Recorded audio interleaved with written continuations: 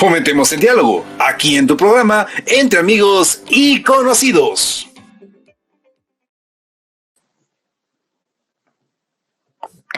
El 16 de mayo de 2013, David Romo, estudiante de comunicación, se trasladaba en el bus número 40 de la compañía Transhemisferios, de regreso a su hogar en el sector de la mitad del mundo.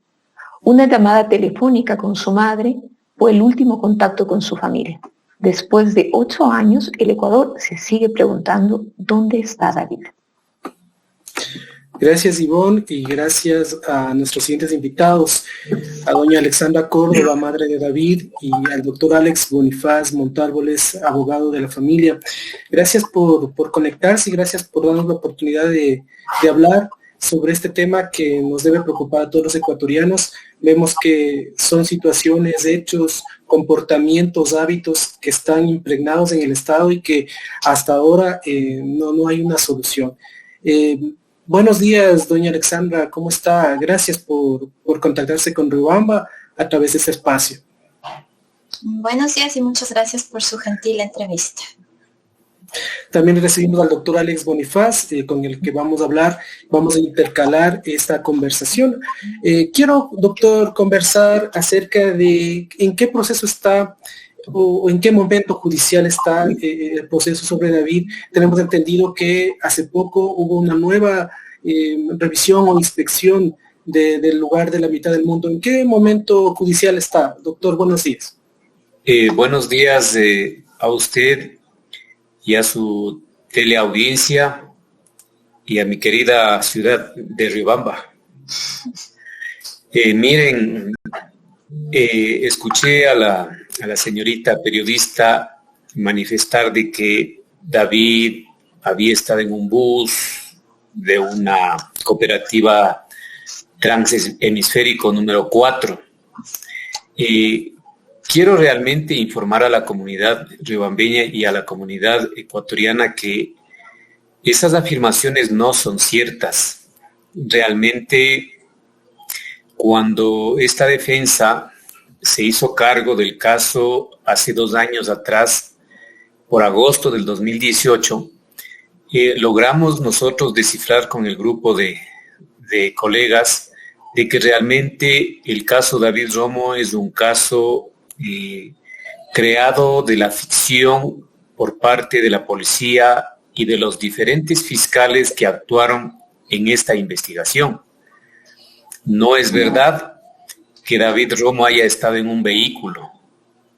Lo que se conoce a ciencia cierta es que David Romo tuvo una llamada telefónica de parte de su madre a las 22:22, en donde él le manifiesta a su madre que está en un bus, pero no sabemos en qué bus ni en qué lugar. También le manifiesta que hay 2 tipos que parecen policías que le quieren bajar del bus y que ya lo va a llamar para que lo recoja en el lugar que siempre su madre lo recogía a David, más o menos a las 10:30 de la noche, que era en la parada de Sana Sana de la parroquia de la mitad del mundo, donde él con su familia tenía su domicilio permanente.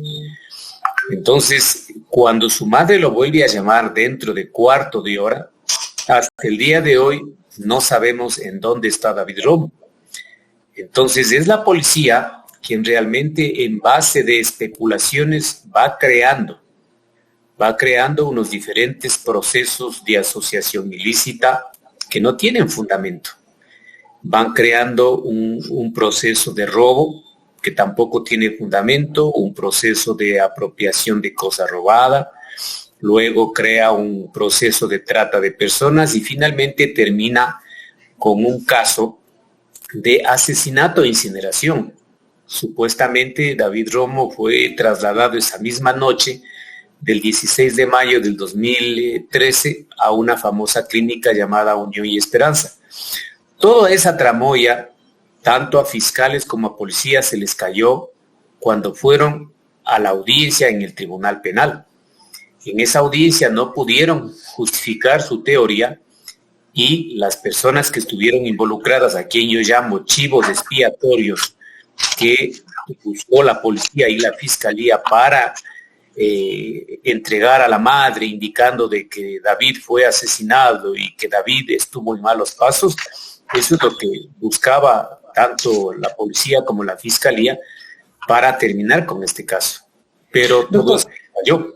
Sí, doctor, justamente quiero conversar con doña Alessandra al respecto, porque los datos que hemos presentado son, digamos, datos de lo que se conoce oficialmente. ¿Cómo hace la familia para convertirse en investigadora a falta de otros procesos y empezar a descubrir lo que ustedes están contando, lo que nos ha narrado el doctor acerca de lo que no pudo pasar y lo que sí pudo pasar? Sí, con respecto a eso, desde el 16 de mayo del 2013, el caso de mi hijo fue manipulado no solamente por fiscales, sino por policías y por autoridades de turno de esa época. En medios de comunicación se vio noticias en las que supuestamente los responsables de la desaparición de mi hijo eran los señores controladores de una unidad de un bus. Es más, esta información la dio el señor José Serrano, exministro del Interior de la época, y incluso el comandante de la policía y demás autoridades de esa época, de ese gobierno.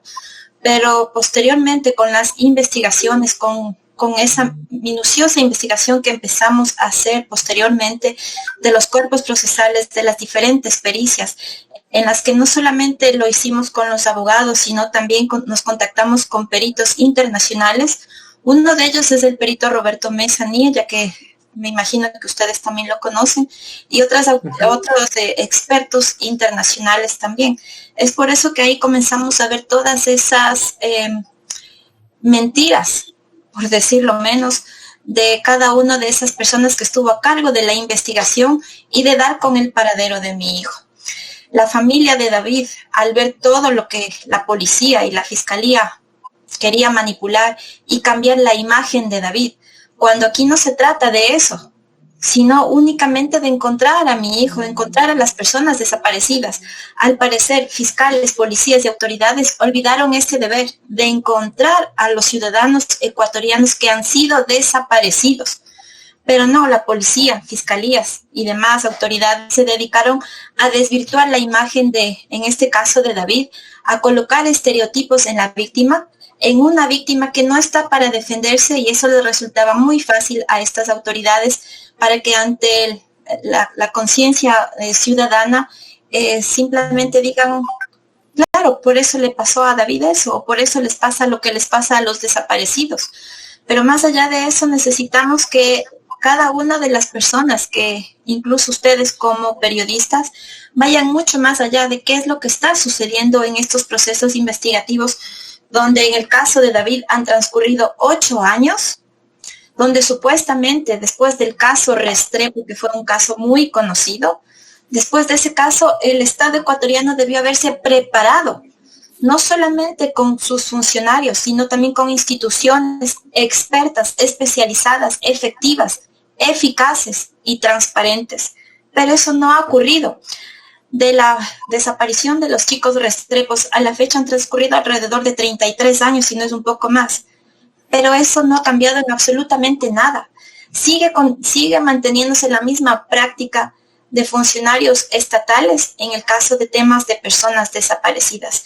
El tratar de ocultar todo, el tratar de desviar y sobre todo el manchar la honra, la imagen, no solamente del desaparecido, sino también de su familia.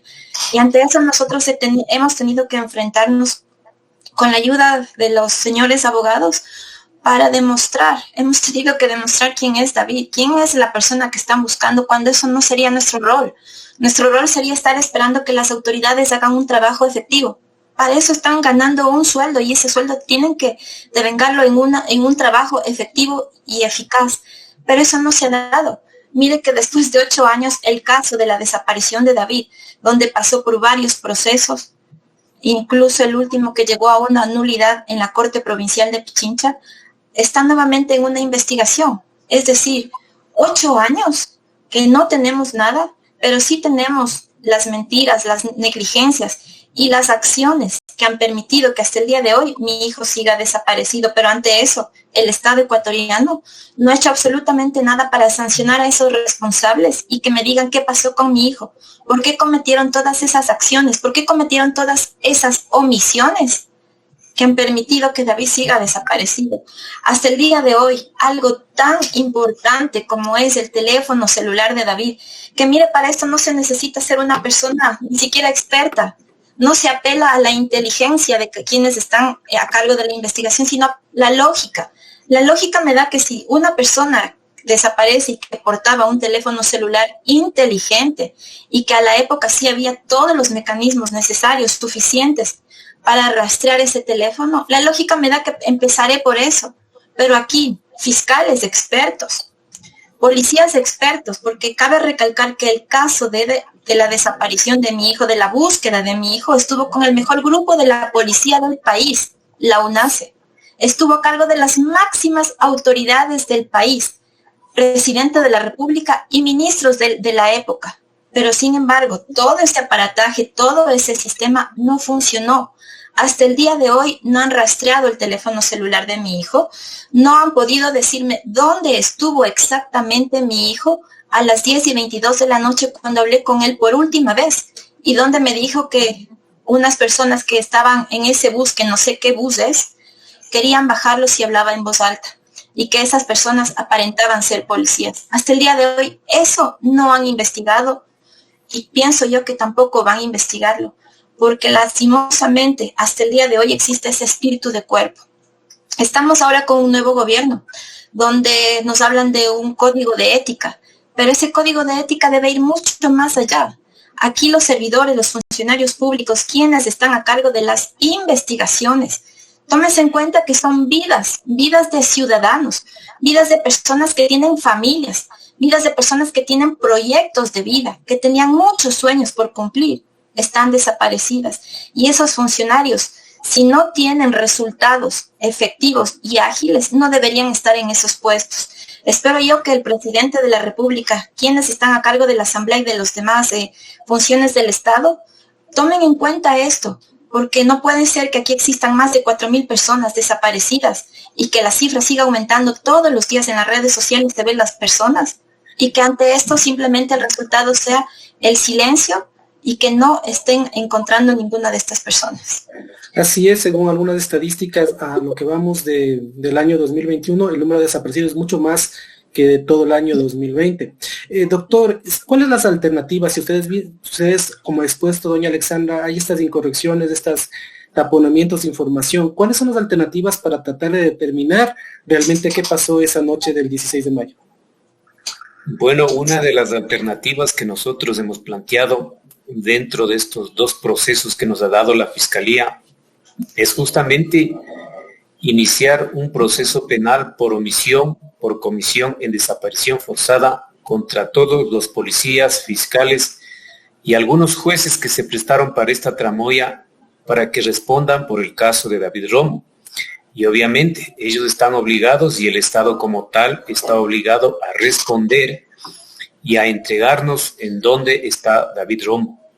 No podemos nosotros permitir que estos operadores de justicia, a pretexto de su incapacidad en su forma de investigar, propongan unos procesos especulativos con los cuales quieren ellos dar por terminado esta situación del caso David Romo. Aparte de eso, se ha planteado una acción internacional ante la Comisión de Derechos Humanos para que sea el Estado ecuatoriano quien responda por estas faltas de omisiones por parte de los operadores de justicia y a su debido tiempo perseguir a todas las personas que aparecen aquí involucradas en el caso David Romo para que respondan por todas estas omisiones que han cometido. Esas serían una de las alternativas de carácter judicial que le queda a la familia Romo para que esto no quede en la impunidad. Y obviamente, continuar con la ayuda de los expertos internacionales, con la ayuda de las tecnologías para tratar de ubicar cuál fue el rastro o la ruta que los presuntos secuestradores le capturaron a David y por dónde le llevaron para nosotros tener por lo menos un indicio y una pista y generar proyecciones con los expertos para determinar qué pudo haber pasado con el joven. ¿Cómo se configura este hecho de que van pasando fiscales, van pasando investigadores y hay una verdad, entre comillas, diferente cada vez y hay otra nueva punta de investigación, otra línea de investigación? Ahí se configura que es el Estado el que protege, el que desvía la atención a lo que es o lo que podría ser la verdad. Los 8 años de impunidad del caso David Romo demuestra prácticamente una práctica sistemática que se aplicaba en los países del Cono Sur, por ejemplo en la Argentina, en Chile, en Centroamérica, en donde estos operadores policíacos lo único que buscan es desprestigiar a la víctima. Desprestigiar a la víctima en el sentido de que ha sido un alcohólico o un drogadicto. Entonces, ese desprestigio, utilizando los medios de comunicación, va a la psiquis colectiva y la psiquis colectiva dice, como ha sido un drogadicto, un alcohólico, está bien. Lo desprestigian indicando de que el chico ha estado metido en drogas y que por ese asunto fue a parar en una clínica de drogadicción para que sea desintoxicado. Entonces, la psiquis colectiva prácticamente rechaza a estos jóvenes que son alcohólicos, que son drogadictos, que son delincuentes. Así actúa nuestra psiquis colectiva. Entonces, trataron de impregnar en toda la comunidad, en la conciencia colectiva, este tipo de paradigma y estereotipo para ir desprestigiándole a David. Pero realmente, ¿quién es David Romo? David Romo es un estudiante bien aprovechado, un joven que los mismos profesores de la Universidad Central del Ecuador, de la Facultad de Comunicación, han declarado ante la Fiscalía que de 1 en 1000 es uno de los mejores chicos que había llegado a esa facultad. Un joven muy humano, preocupado por la situación social de su país, un crítico de la política económica y de las políticas públicas del expresidente Rafael Correa. Entonces, parece que a alguien molestó estas opiniones y algún desadaptado funcionario público cometió una estupidez. ¿Por qué? ¿Por qué tanto cambio en la investigación de David? ¿Por qué no se mantiene un solo fiscal con una sola línea de investigación? ¿Por qué han existido más de 30 fiscales en la investigación de David Romo? ¿Qué pretende el Estado? ¿Ir coartando esa verdad? Viene un fiscal, este fiscal obviamente tiene que volver a estudiar toda la escena del crimen o toda la escena del hecho delictivo. Entonces eso lleva un tiempo y un fiscal viene con un criterio, otro fiscal viene con otro criterio.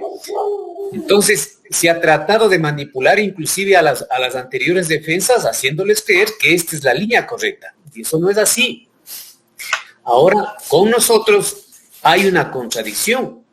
Con la última fiscal que nos pusieron, que es una fiscal que no tiene una idea de lo que es una investigación, no tiene idea de lo que son las líneas de investigación. Entonces ahí entramos en un choque porque ella quiere imponer. Aquí esta fiscal parece que tiene un pensamiento dogmático, dice, bueno, la fiscalía es dueño de la investigación, no es así, señor. La víctima también tiene el derecho a investigar y a aportar con la investigación. Entonces le cuestionamos todo tipo de investigación. Como yo le decía a la fiscal, si usted me embarca en un vehículo y me lleva al barranco, yo no le puedo aceptar que me lleve al barranco. Algo tendré que hacer para no seguir su línea torpe de investigación. Pues aquí nosotros estamos tratando de que realmente se rastree el teléfono celular de David. David cuando desaparece tenía una evidencia, que es el teléfono celular. ¿Por qué no rastrean el teléfono celular? ¿Por qué se dan tantas vueltas? ¿Por qué van y buscan en una montaña? ¿Acaso en esa montaña tienen indicios, tienen pistas de que David estuvo ahí o de que David fue enterrado ahí? Entonces, se han dado muchas vueltas para nomás de rastrear un teléfono celular. Hay un caso anecdótico en el caso de David. El mismo fiscal que está buscando a David, en un caso de un señor Sandoval, que se tomó un cafecito en la Plaza Foch de Quito, se embarcó en un taxi. Inmediatamente le abordaron 2 delincuentes y le robaron. Le asesinaron, le quitaron el celular y el fiscal que le está buscando actualmente a David, que se llama el doctor Bolívar Burbano, hizo el rastreo del teléfono celular y encontró en poder de unas personas que habían comprado el celular. Esas personas dijeron, me vendió X, el otro dijo, me vendió Y, y el Y dijo, fue A y B los que me entregaron ese celular. Y a través de ese seguimiento, de ese, como se dice vulgarmente, desenmarañando el ovillo, llegaron a descubrir a los autores de ese asesinato y los sancionaron. Lo que pedimos es eso. Rastreen el teléfono celular de David Romo para conocer a ciencia cierta en dónde está el chico. Pero ¿qué hizo la policía? La policía se inventó un teléfono celular y dijo, este es el teléfono celular de David Romo. Ya le hemos desenmascarado que ese no es el teléfono celular. Entonces, si ahí tenemos que ese teléfono no es de David, ¿por qué la policía y los fiscales actuaron de esa forma? Doctor, ¿Qué era David para que realmente tomen ese tipo de posición? Sí, exactamente. El doctor Bonifaz nos cuenta sobre un proceso de revictimización dentro del caso de la desaparición. Y es importante también preguntar a la señora Alexandra Córdoba cómo desde la familia este proceso de investigación que se vuelve doméstico y este proceso también de revictimización desde el Estado y desde la policía es asumido por ustedes como familia y usted como la madre de David. Aquí en el caso de mi hijo no solamente es un proceso de revictimización que sigue hasta el día de hoy, tomando en cuenta que el caso de la desaparición y de la desaparición forzada de David se lleva en la Comisión de la Verdad y Derechos Humanos, una dirección que es para temas de vulneración, de graves vulneraciones a los derechos humanos y donde se supone que están expertos en derechos humanos. Pero es en esta unidad donde somos revictimizados, donde tenemos un trato cruel e inhumano de parte de estos servidores públicos fiscales, donde también se nos vulnera nuestro derecho a la integridad personal, no solo al mío, al de mi familia y al de mi hijo. Pero ante esto, Fiscalía General del Estado, la señora Fiscal General del Estado y las demás autoridades siguen permitiendo esto. Y nosotros hemos podido mantenernos reclamando, exigiendo, pero porque se trata de mi hijo, porque me desaparecieron a mi hijo, un hijo que tenía muchos proyectos de vida, donde tenía muchos sueños, donde tenía planificado tener muchas metas por cumplir y donde este 31 de mayo cumpliría 29 años en los que nos llegaron a conocer cada uno de sus triunfos, nos llegaron a conocer a sus hijos, a su esposa, si es que se hubiera casado, nos llegaron a conocer absolutamente todo de mi hijo. Pero en esa misma unidad está una fiscal que se cuida, que se protege para no contagiar a su hijo del COVID, para no contagiarse con los usuarios del COVID. Perfecto, aplaudo que la fiscal sea así, pero ¿y los derechos de mi hijo dónde quedan? ¿Acaso el hijo de la señora fiscal tiene más derechos que David Romo? En eso yo no comparto, porque los derechos de mi hijo son iguales o más que los de esa persona, porque mi hijo está desaparecido. Esa fiscal sabe dónde está su hijo. Esa fiscal trabaja por un sueldo y ese sueldo es para servir a los ciudadanos ecuatorianos. Pero esa fiscal y los fiscales y los policías y las autoridades que han estado en este caso no han cumplido con ese deber y no siguen cumpliendo hasta el día de hoy. Hasta el día de hoy simplemente hay silencios, omisiones, negligencias y un trato por demás cruel. 8 años y continuamos en lo mismo. En ese sentido, ¿cómo se puede tener esa fortaleza de seguir, de levantarse todos los días y seguir en esa búsqueda? Todos tratamos de ponernos en el lugar de usted y realmente es muy fuerte. ¿Cómo hacerlo? ¿De dónde saca esa fuerza para seguir? Es justamente de David que sacó esa fuerza, de mi familia, porque mientras las personas le buscan a David muerto, para mí David está vivo. Está vivo en cada uno, incluso de ustedes, miren. David está tan vivo que hasta el día de hoy su nombre está sonando. Su nombre no solamente está aquí, está fuera del país. ese nombre de David Romo que quisieron desaparecerlo el 16 de mayo del 2013. Aquellas personas se equivocaron. David Romo, que intentaron desaparecerlo esa fecha, está más vivo, está más presente que antes. Ese David Romo que simplemente estaba en un cuarto semestre de comunicación social y que criticaba esa realidad, esa injusticia social de nuestro país, mientras en ese momento era desconocido y pasaba desapercibido. El día de hoy está más vivo y más presente para recordarle a esas personas, a esas aberrantes personas que tienen que cumplir un deber, que tienen que devolverme a mi hijo, y no solamente a mi hijo, sino a todas y aquellas personas que han desaparecido en este país y por esas negligencias, por esas omisiones, simplemente no son encontradas. Y no solo encontradas, sino que no realizan una investigación, ni siquiera les toman las versiones, ni siquiera les toman la denuncia. Eso sigue sucediendo hasta el día de hoy. Pues en el caso de David, será David el que encamine esto para que en nuestro país, por lo menos, el tema de las personas desaparecidas se ha manejado de una manera más humana, más sensible, con profesionales que sí sepan qué hacer, porque cada una de esas personas que han pasado por el caso también deben ponerse en nuestro lugar. Y si fuera mi hijo el que desapareció, como fiscal, como presidente, como ministro, e incluso como abogados, ¿qué harían? No podemos quedarnos simplemente en el que soy una autoridad y a mí no me pasa nada. ¿Saben qué? En el caso de David, incluso autoridades han llamado a decirme qué hago porque mi hijo desapareció. ¿Qué hago porque un familiar mío desapareció? Han sido esas autoridades que han estado en el gobierno anterior, en el gobierno que pasó también, que han llamado a la mamá de David para ver qué hacen. O sea que aquí no les funcionó el puesto, aquí no les funcionó el cargo. Eso debe ir mucho más allá y esas personas también deben tomar conciencia y trabajar, no solamente como la alta autoridad que son, porque ese cargo pasa, ese cargo un día pasará, pero va a quedar el de ciudadano, el de padre, madre, de familia, el de hermano. Ese cargo sí va a quedar para siempre. Y mi pregunta sería, ¿cómo van a responder a sus hijos? ¿Cómo van a responder a sus nietos? ¿Cómo van a poder mirar a los ojos de esos familiares cuando al final del día no han cumplido con esa labor encomendada por cada uno de los ciudadanos? Eso es muy grave. Y podrán seguir haciendo millón de cosas, pero pienso que la conciencia y esa mirada de esos hijos les va a perseguir siempre.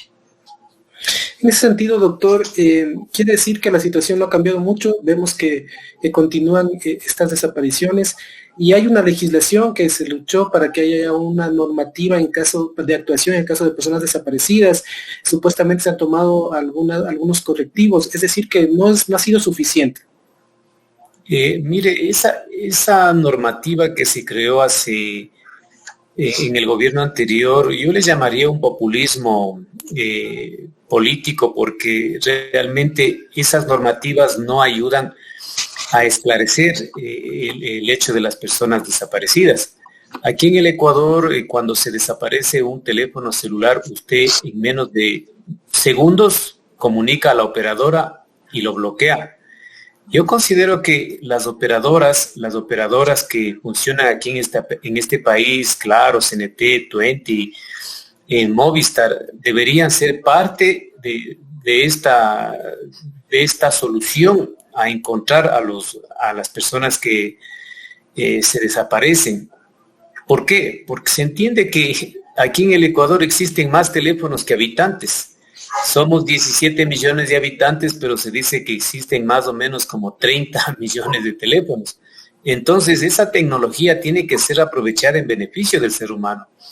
Y eso no lo hacen. Nosotros hemos desarrollado una legislación, inclusive que va más allá de las estructuras orgánicas del Estado para presentarle a este nuevo presidente y también a este nuevo Congreso. Porque no podemos nosotros permitir, aparte de que tenemos funcionarios y operadores de justicia que son inoperantes, como decía doña Alexandra, que son inhumanos, son indolentes, ellos con tal de cumplir su labor las 8 horas en su curul público, lo único que hacen es recoger su sueldo, pero no hay absolutamente un trabajo eficiente, una demostración de que realmente estén cumpliendo con el pueblo. Eso no se ve, o sea, el pueblo realmente, nosotros pagamos impuestos, pero no se ve el trabajo efectivo ante la sociedad. Entonces, hemos estructurado una legislación en donde queremos cambiar la parte orgánica de la policía, la parte orgánica de la fiscalía, y también poner una legislación contra los servidores, o sea, los servidores, especialmente los operadores de justicia, y por qué no también los operadores administrativos. Que si estos operadores quieren ser subidos de grado, deben demostrar que realmente su tarea lo cumplieron a cabalidad, y ellos mismos deben generar elementos o insumos para ir mejorando la actividad permanente en el puesto público. Eso es lo que queremos nosotros aportar como David Romo, para que realmente esto se modifique y esto vaya cambiando, porque si nos mantenemos con el mismo procedimiento, la misma situación orgánica, les prometo que esto no va a cambiar. Yo creo que es el ciudadano quien realmente debe tomar iniciativas para dar un cambio en la sociedad, porque si nosotros no tomamos esas iniciativas, nos dejamos imponer por gente que realmente no tiene idea de lo que es una desaparición forzada de un ser humano aquí en el Ecuador. Así es, muchas gracias, doctor Alex Bonifaz, a la señora Alexandra Córdoba, con quienes hemos hablado de la desaparición de David Romo. Muchas gracias por acompañarnos en esta mañana. Gracias a ustedes. Sí, muchas gracias realmente por ese mensaje y por develarnos la situación que todavía se vive en el Ecuador acerca de estos procesos que no terminan, que continúan y que no han tomado cartas del asunto. Muchas gracias a ustedes dos. Gracias por su valentía y por habernos comentado cómo va estas investigaciones y este proceso en torno a la desaparición de David. Realmente complicado, realmente fuerte la situación que se vive en el Ecuador con respecto a estos temas. Como mencionaban los invitados, teníamos un antecedente muy fuerte que es el tema de los hermanos Restrepo, que realmente marcó a todas las generaciones posteriores y que aún ahora, a pesar de que se llegó pues a un dictamen, ni siquiera estos cuerpos han sido encontrados en la laguna de Yambo, donde supuestamente fueron lanzados. Así que realmente tenemos que hacer una oración y también una participación ciudadana en exigir que las condiciones cambien y que hayan investigaciones más proactivas, más apegadas a la realidad, y que se terminen estas especulaciones, como hemos visto, Ivonne, lo que nos han contado, ¿no? Van cambiando versiones, se tiene una versión oficial y de repente se vuelven especulaciones de saber qué pasó, porque no hay, ¿no? Sí, definitivamente vemos lo preocupante de la situación de las personas desaparecidas, como habíamos escuchado en la entrevista. El día de hoy es un caso, pero podríamos ser cualquiera de nosotros, y el papel del Estado con esta situación preocupante y alarmante sigue siendo nula, sigue generando expectativas y generando dudas más que aciertos, más que claridad en estos casos, lastimosamente.